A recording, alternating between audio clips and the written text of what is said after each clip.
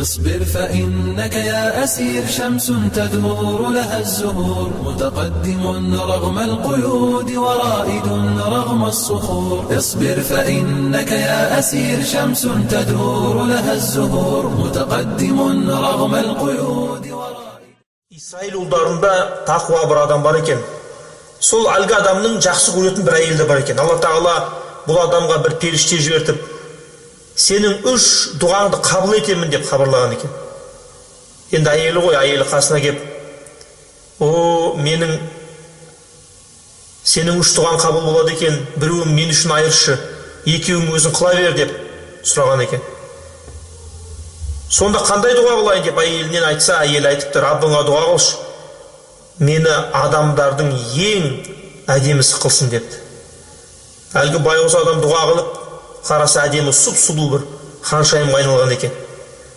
Біраздан кейін киімдерін жинап кетіп бара жатыр дейді әйелі. Қайда барасың десе, патшаның қасына барам, сен сияқты болмайтын адамның қасында өмірімді зая қылғым келмейді, әдемілігімді зая қылғым келмейді деп кетіп барады дейді. Енді не істейді? Сөйтсе бөгет болған екен әйеліне. Біраздан кейін сұлтан естіген екен, осындай бір адамның әдемі әйелі бар екен деп. Өз нөкерлерін жіберіп әлгі әйелді зорлықпен алдыртады ғой.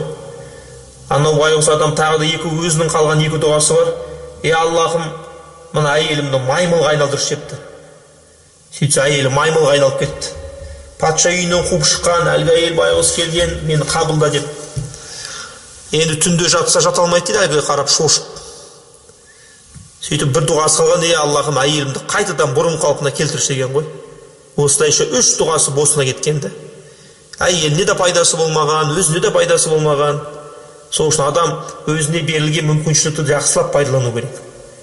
Яғни жаңағы бос нәрселерге 3 дұғасын кетірген адам сияқты болмай, өмірге бір рет келдің ба, сол өміріңді пайдалы өткізу керек. Яғни Алла Тағала қалай өткіз деп бұйырды, солай өткізу керек. Өйткені бұл мүмкіншілік қайтадан айналып келмейді.